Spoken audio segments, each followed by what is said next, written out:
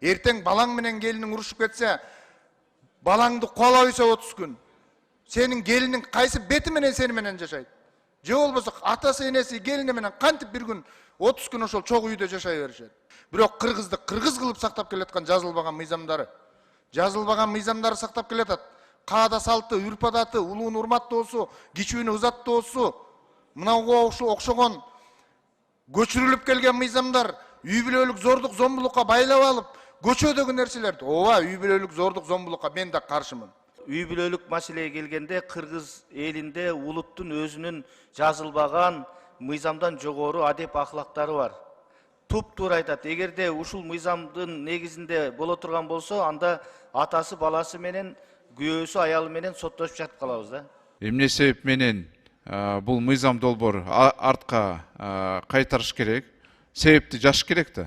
Фракциянын чечими менен берилген. Сиз эми урматтуу депутаттарга ишенбейсизби? Биз жана мен коркконум принудительное бирдеме деген чара сунуштап атасыңар го. Психологическое воздействие. Адамды жинди кылайын деп атасыңар го.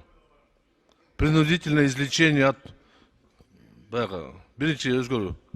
Бүгүнкү күндө чугал када салт менен жашайбыз десек, анда биз 20-19, 18 кылымга кетип калышыбыз мүмкүн. Ушул үй бүлөлүк зомбулукка жасай турган нерсени токтотолу алдын ала деген эле мыйзам долбоору бул жерде. Ага чалаштын кереги жок, урматтуу депутаттар. Бияқта замминистр внутренних дел как раз ушол кайрылаймчы Сураныч, ушол боюнча үй бүлөлүк зомбулук боюнча мына кечелема кайрылышты. Тилекке каршы мына райондордо милиция мындай көңүлдү бурбай жатат да. Биз канчалык бияқта мыйзамдарды сунуштабасак, бирок райондо жакшы ситуация жакшы эмес да. Мен мисалы айта кетсем, мына Сукулук районунда Новопавловка көчөсү, Новопавловкада Аларчинская көчөсүндө 95 дейт. Жаран кайрылып атат. Мына мен сабап атат дейт. Үй меники дейт. Бирок биз менен жашаган киши дейт, дайыма эле сабап жүрөт. Арызды жазсак, милиция эчтекени кылбайт. Силердики бытовуха эле деп ушуну айтат экен. Биз арызды албайбыз деп ушундай шылтоо менен айтышат да дайыма. Анан биз эмнени күтөбүз? Өлтүргөнүн күтөбүзбү же ушундай эле анан уже болуп калганда шалакылык деп милицияларды жумуштан бошотобузбу? Менде өтө сураныч да мындай. Же сабакты өткөрүш керекпи милицияларга? Эмне кылыш керек билбейм, бирок райондордо действительно ушундай. Бул бытовуха жөн эле, бул бүтөт эле, силер эртең эле арызды аласыңар деп ошол менен албайт экен таптакыр. Көңүлдү бурбайт экен эч ким. Мен сизге мына пример менен кайрылып атам да. Сиз ошол боюнча эмне айтасыз? Вот мына сабактар болот атабы силердики же болгон эмеспи? Дастан Далабаев, сиз өзүңүз мыйзам долбоорунун авторлорунун бирисиз. Сиз мыйзам долбоорун жок, мен мыйзам долбоорунун алкагында суроо берсеңиз, эми өзүңүз автор болуп алгандан кийин болбойт дейм. Мыйзамдын долбоорун мен как раз ошол боюнча үй бүлөлүк зомбулук боюнча суроону берип атам милицияга. Жооп берсинчи ошол боюнча. Жооп бериңиз. Саламатсызбы, Дастан Далабаевич, сиз туура айтасыз, райондордо көйгөй бар. Бирок арызды албайт деген бизде андай фактылар жок атыр. Эгерде арызды албай койсо, ар бир жаран арыз менен кайрылганда милиция кызматкери арызды алууга милдеттүү. Эгерде арызды албай койсо, бул кылмышты жаап жашыруу деген укугубузда статья бар. Ошончо иш козголот. Жок, анда мен сизге мына так айттым да. Новопавловка, Аларчинская 95. Дастан Далабаев, дайте я договорю, да? Да. Анан эметели да. Арызды албай койсо, эгерде ушундай факт болсо, арызды албай койгон факт болсо кайрылсын, мага контакттын алынан бериңиздерчи. Ал боюнча биз чара көрөлү. Керек болсо иш кылмыш ишинде козгойбуз, эгерде арыз алуудан баш тартышкан болсо. Экинчиден темей маселе болуп атканда бытовуха деп дейт, ал жерден бизден мыйзамдар бар да, кылмыш жаза кодекси бар, уголовно процессуальный кодекс бар, ошонун алкагында иштешет. Биз мага данный берсең, мен көзөмөлгө алып, бир саат текшерип чыгалы. Кайсы кызматкер туура эмес иштеп аткан, мыйзамды бузуп аткан жөнүндө. Жок, мен сизге мейли азыр контактыларды берейин. Бирок сураныч да, мүмкүн милицияларга давайчы, жөнөкөй милицияларга сабактарды кылайлычы хотя бы. Алар өзүлөр билсинчи, бул бутовуха эмес. Чоң оор кылмыш менен бүтүш мүмкүн да, туурабы? Эртең эле аларга наоборот оор болот да. Да, Дастан Алабаевич, бұл оқу жағынан біз квартал сайын ішкі іштер министрлігінің центральный аппарат оқу өткөрөт, занятие өткөрөт. Андан тышкары ГУД бар сынтан алардағы оқу өткөрөт, бүт бары жүрүп атат оқулар, ал жағынан жүрүп атат. Сіз берген факты қарасаңыз, мен берсеңіз мен қарап чыгайын. Хорошо. Рахмат, Мирлан Самый Кожа.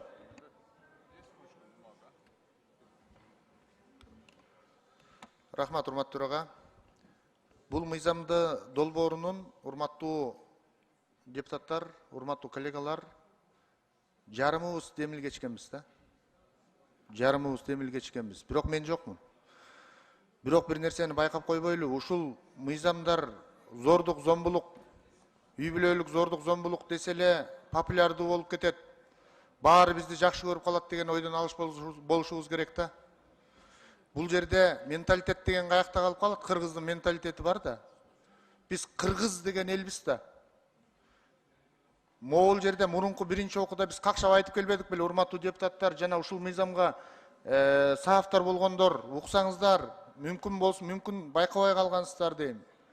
Ушул жерде мен жөнөкөй эле нерсени айтып берейинчи. Эгерде үйдө келиниң менен балаң урушуп кетсе, келиниң заявление жазып койсо 30 күн, 10 күндөн 30 күнгө чейин балаң эшикке чыгып туруш керек да. Ушундай да жери бар эмес беле. Экинчи, балдардын каржысына болгон маселе, көңүл бурба каржысына кийлигишпеш керек деген, чөйрөсүнө кийлигишпеш керек деген дагы маселелер бар эмес беле. Биз кыргыз эли балабызды тарбиялай албай калабыз эртең. Балабызга башка чөйрөгө кошулба, могу чөйрөдө деген наркомандар болуп кетиши мүмкүн экен, же башка уурулар кескилер экен десең, бизди барып сотко берип койсо, ушул мыйзамдын негизинде отуруп беребизби? Биз ушул нерсени жакшылап карабайлы, урматтуу депутаттар. Биз кыргыз эзелтеден бери ыйман менен, нарк менен, насил менен келатпадык беле? Бизде ушул жерде чыккан канча мыйзамдар жазылса, ошону жарым иштесе, жарым иштебей келет бүгүнкү күнгө чейин. Бирок кыргызды кыргыз кылып сактап келаткан жазылбаган мыйзамдары. Жазылбаган мыйзамдары сактап келатат. Каада салты, үрп адаты, улуун урматтоосу, кичүүнү ызаттоосу, мынауга окшогон көчүрүлүп келген мыйзамдар үй бүлөлүк зордук, зомбулукка байлап алып, көчөдөгү нерселерди. Ооба, үй бүлөлүк зордук, зомбулукка мен да каршымын.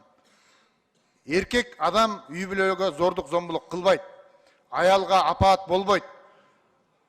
Зордук, зомбулукка каршымын. Бирок ошого байлап алып, ички мыйзамдарды дагы талкалап албайлы. Мен бул мыйзамга каршы добушумду берем.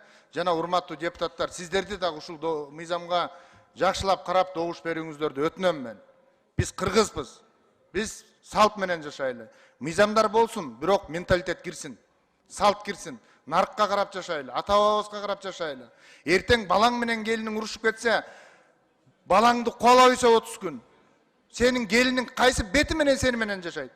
Же болбосо атасы, энеси, келини менен кантип бир күн 30 күн ошол чогуу үйдө жашай беришет? Эми ушуга чейин болгон бул болбой калат, урматтуу туугандар. Биз ушуга мен ойлойм, муну кайра артка мыйзам ээлери кайтарып алсаңар жакшы болмок негизи.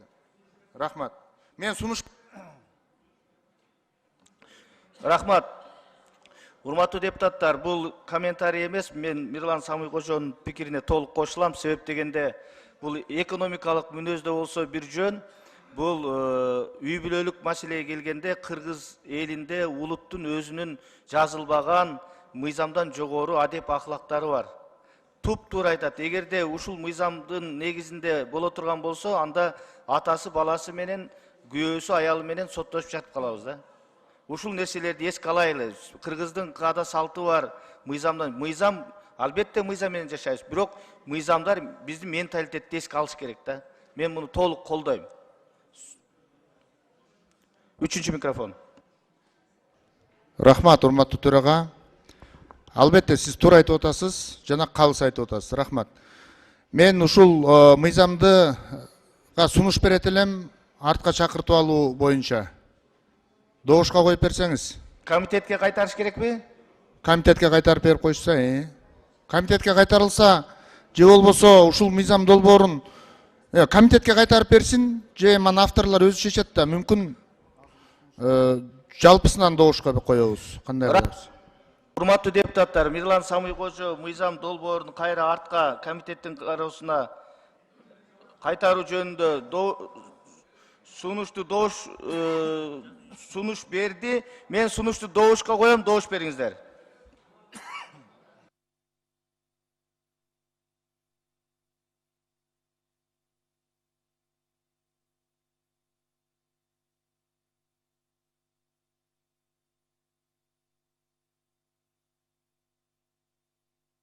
Макул 53, каршы 5 бар, 50 ses катталды 82, сунуш өттү.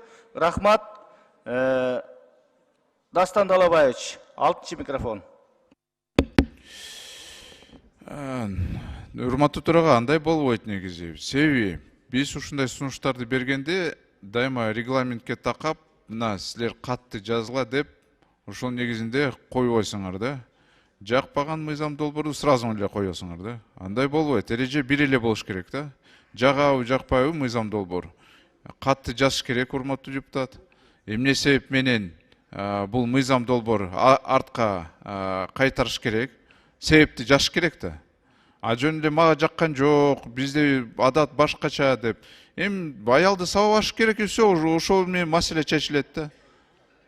А то бизде мындай адат мындай башка дегенде башкача угулат да, как будто бизде адат аялды сабаш керек, бул жакшы эле адат деп ушундай угулат да. Ошон үчүн урматтуу төрага, эреже бир эле болуш керек. Биз дайыма бул маселени көтөргөндө жок катты жазып кой азыр эле добушка коебуз деп атасыңар да. А ушундай учурда жакпаган мыйзамдарды сразу алып саласыңар да. Так нельзя же тоже. Эреже бир эле болуш керек, бүт барын. Дастан Далабаевич, сиз сабыр кылып акырына чейин уксаңыз, Мирлан Самый Кожо сунушту кат жүзүндө берген, элдик Кат жүзүндө берген жок да. берген. Мына элдик тобунун жетекчиси Акыл Тогузбаев, сиз жооп берип коюңузчу. Жо, анда көрсөтсүн, анда катты каяктан. Мына Акыл өткөн Тогузбаев. жумада урматтуу төрага, 4-чү микрофон. 4-чү микрофон. Дастан Далабаевич, кат фракциянын чечими менен берилген. Сиз эми урматтуу депутаттарга ишенбейсизби? Биз бул мыйзамга бүгүн эле азыр каршы чыгып аткан жокпуз. Буга чейин дагы ошол фракция менен кеңешип, өзүбүздүн топ менен. Ошондуктан бүгүн добушка койдуруп мына урматтуу төрагага. Эми сиз азыр эле чыга койгон жок. Буга чейин берип койгонбуз да катты. Рахмат. Рахмат, 5-чи микрофон. Рахмат. Маселе бүтүн Кыргызстан. Биринчиден өткөн жумада Дастан Далабаевич сунуш бергенде биз бир 20 мүнөт 30 мүнөт күткөнбүз да, кагаз жүзүндө берсин деп. Экинчиден, эгерде фракция чечим кабыл алса, ал материалдарга кошуп койсоңор, азыркындай маселе болбойт эле. Үчүнчүдөн, мазмуну боюнча айтып кетейин, мага сөз жетпedi да. Жана мен коркконум принудительное бирдеме деген чара сунуштап атасыңар го. Психологическое воздействие. Адамды жинди кылайын деп атасыңар го. Принудительное излечение от биринчи өзгөрүү. Ошону специалисттердин анализини жанагы заключениесин кошуп койсоңор кийинки кароодо. Психиатрдын заключениясы. Биринчи өзгөрүүңөр жана принудительное лечение деген сөз бар да. Принудительный отказ от преступных намерений.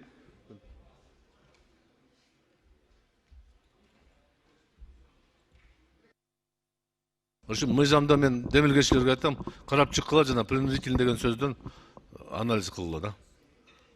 Ал өтө опасный нерсе. Кийин анан любой оппозиционный ишкерди отургузуп коюп, принудительный оңдойбуз деп отурасыңар да. Рахмат. Рахмат, 3-чү микрофон. Рахмат. Манас округунан Дастанбек Жумабеков. Урматтуу төрага, эми Дастан Далабаевич негизи туура нерсени айтты да. Мен да азыр материалдарды карадым, андай кайра мыйзамды артка чакыртып алуу боюнча, же күн тартибинен алып коюу боюнча эч кандай бир депутаттан же фракциядан сунуш түшпөптүр. Эгерде ошондой сунуштар болсо, анда илип коюш керек эле, же биздин алдыбызга, колубузга таркатып койсоңуздар болмок. Бирок бул азыр ситуация, азыр кой мына жогорудагы депутат отурган жеринен айтты деп мен ойлойм да, сунушун. Туура, бирок регламентте так көрсөтүлүп калган да. Мыйзамдарды кайра артка алып келиш үчүн бир депутаттан же фракциядан сунуш келип, ал депутаттардын колунда болуш керек. Ошонун негизинде гана сиз добушка кое аласыз да. Анан сиз азыр добушка коюп койдуңуз, өтүп кетти. Эгерде мыйзамды эле койсоңуз, балким өтпөй калмак. Көрдүңүзбү бул жерден? Логика ошол болуп атат. Ал эми бул мыйзам долбоор боюнча урматтуу депутаттар, эми Мен сабаптар катарында айтып коеюн, бул үй бүлөлүк зомбулук бүгүнкү күндө дүйнө жүзүндө күчүп атат. Бул 21-кылымда жашагандан кийин адамдын мүнөзү, бардык нерсеси өзгөрөт экен. Анан Кыргызстанда да үй бүлөлүк зомбулук көп катталып атат, акыркы учурларда. Көп катталып атат. Анан кийин ушул мыйзамды депутаттар аркылуу иштеп чыгышы да ошодон келип чыкты. Анан кийин маалымат каражат булактарынан көрүп калып атабыз. Ошондо көрүп калганда бул жерде депутаттар бардыгы эле чыгып микрофонго айтып, милицияларды же болбосо прокуратураны же сотту күнөөлөп жатып калып атабыз. Келгиле биринчи мыйзамды тазалап, ошол мыйзамды алып келип, ошол укук коргоо органдарында иштей тургандай кылып туруп мыйзамды кабыл алып берели да. А бирок ошол мыйзамдын кабыл алынышы мына бүгүн болуп атат. Ошол үй бүлөлүк зомбулукка болбосун, ошондой ишти жасайм дегендерге алдын ала мына эскертүү болуп атат. Ушул мыйзамдын алкагында силер соттолосуңар же болбосо жоопкерчиликке тартыласыңар деген мыйзам болуп атат да. Эми бала, аял киши кыргыздар сыйлап келген. Эч убакта ата бабаларыбыз мындай кол көтөргөн эмес. Баланы баладай багып, ошондо тарбия берген. Анан кийин бүгүнкү күндө чугал када салт менен жашайбыз десек, анда биз 20-19, 18 кылымга кетип калышыбыз мүмкүн. Бул оор нерсе. Андай жолго барбашыбыз керек. Бүгүнкү күндө мыйзамдын алкагында бардыгыбыз бирдейбиз. Ошол мыйзамга алып келип бүгүнкү күндө мындай катуураак мамиле кылгандай, ошол үй бүлөлүк зомбулукка жасай турган нерсени токтотолу алдын ала деген эле мыйзам долбоору бул жерде. Ага чалаштын кереги жок, урматтуу депутаттар. Бул мыйзам мазмунун терең карап окуп көрсөңүздөр, бул туура багытка, бүгүнкү күндөгү жаштарга, үй бүлөгө кандай мамиле кылыш керек, аял кишиге кандай мамиле кылыш керек, балага кандай мамиле кылыш керек. Эгерде ошонун алкагынан чыгып кетсең, сенин жазаң ушундай деген маанидеги мыйзам. Башка эч кандай жаман ой жок. Албетте, мыйзамдар бүгүнкү күндө 21-кылымда ушундай мыйзамдар дүйнөдө практикада колдонуп келген негизинде мыйзамдар бири-бирине алынып, пример катары жазылып чыгат экен. Ушул өнүккөн өлкөнүн Рахмат, биринчи микрофон. Рахмат. Ата журт Кыргызстан Нарматова, урматтуу төрага. Бул мыйзам үй бүлөнүн институтунун бышыктоого, ошол үй бүлөнүн башчысы катары эсептелип келаткан эркек мырзалардын жоопкерчилигин күчөтө турган нерсе болуп атат. Азыр туура эмес болуп калды да. Биздин кесиптешибиз Самый Кожо сунуш берсе, дароо эле колго салынып туруп, эркектерге каршы мыйзам экен деген түшүнүк менен эле колдоп койдуңар дагы артка кайтып кетти. Бүгүнкү күндөгү зордук зомбулуктар, үй бүлөдөгү аялдардын кордолгону, эркектердин үй бүлөгө болгон жоопкерчилигинин жоктугу, балдарга болгон жоопкерчиликтин жоктугунан үй бүлөнүн кожоюну катары үй бүлөнү багуу жоопкерчилигинин качуусунун натыйжасында ушул маселе келип чыгып атат. Када салт, нарк насил болсо, жазылбаган мыйзамдар боло турган болсо, анда эмне үчүн күндүгө үй бүлөдөгү аялдардын, балдардын энеси менен кошо балдар да азап чегип, өлүп, атылып, кесилип, жок болуп кетип аткандыгын, өлүм менен жыйынтыкталып аткандыгын эске албайбыз. Бул деген эркектердин жоопкерчилиги жөнүндө гана нерсе болуп атат. Ошол мыйзамды биз мыйзам менен шайкеш келтирип берсек, реалдуу жашоодогу болуп аткан көрүнүштөрдө, ошондон анан кийин жоопкерчилик пайда болот. Сөзсүз эле чекеден бардыгы көчөдө калып калбайт. Үй бүлөгө болгон эркектердин жоопкерчилиги жогорулайт. Ошондуктан азыркы көз карашты туура эмес жыйынтык болуп калды төрага. Убакыттан уттурабыз. Бул мыйзамды 2 жылдан бери 7 дубанда талкуулап, коомдук талкууларда, андан сырткары парламенттик угуудан бери болуп, комитеттин каралып туруп, анан чыккан мыйзам бул. Туура эмес болуп калды да. Ал када салтты, нарк насилди ушул жерден коо сүйлөп коюу менен эле маселе чечилбейт. Аны жер-жеринде элдин арасында болуп аткан көз карашты калыптандырганга аракет кылыш керек, чыныгы эл өкүлдөрү болсок. Анан эми мамлекетке зарыл болуп турган, учурдагы муктаждыкты жаралып аткан мыйзамга пут тосуштун эч кандай кереги жок. Андан көрө эл арасында түшүндүрүү иштерин жүргүзгүлө. Эркектер жоопкерчиликти алсын, эгерде када салт, нарк насил менен жашагылары келсе. Канча аялдар болуп атат, канча жалгыз бой энелер болуп атат. Жетимдердин саны көбөйүп атат, тирүү жетимдердин саны. 30-40 миң бала төрөлсө, ошонун 60% мыйзамдуу төрөлсө, 40%, 45% мыйзамсыз төрөлгөн балдар болуп атат. Ага ким жооп берет? Бир гана эне жооп бериш керекпи балдарга? Бул жерде эркектердин жоопкерчилиги жөнүндө биз мыйзамды атайын иштеп чыктык. Мен да ошол демилгечилердин негизгилеринин бири болуп эсептелем. Бардык жерде биз сүйлөп, талкуулап, 7 дубанда элдин сунушу менен, коомчулуктун сунушу менен ар бир сөздү. Рахмат. 4-чү микрофон. Рахмат, урматтуу төраға, урматтуу депутаттар. Мен деле туура түшүндүрүп айтып атам. Зордук, зомбулукка мен дагы каршымын. Зордук, зомбулук болбосун, эч ким каалабайт. Бирок мыйзамдын ичинде жашырылган, менталитетибизге туура келбеген нерселерди айтып атабыз да. Могу мыйзамды кайра комитетке артка кайтарып, кайра бир сыйра бышырып, жакшынакай кылып алып келип койгондон не болуп атабыз эми? Жакшынакай эле кайра карайлы, талкуулайлы. Мына кат жүзүндө берген жоксуңар деп атасыңар. Биринчи окуудан өткөндө дагы ушул жерде билесиңер, кат жүзүндө сунуштарыбызды дагы бергенбиз. Ошол сунуштарыбыз жөнүндө кирдиби, кирген жокпу, ал сунуштар алындыбы, кабыл алындыбы, кабыл алынган жокпу, маалымат айтылган жок да. Бул жерде кызыл чеке болбодук беле. Урматтуу туугандар, келгиле мындай кылалы, урушпай, талашпай. Биз эми коо сүйлөп койду. Коо сүйлөп аткан эч ким жок.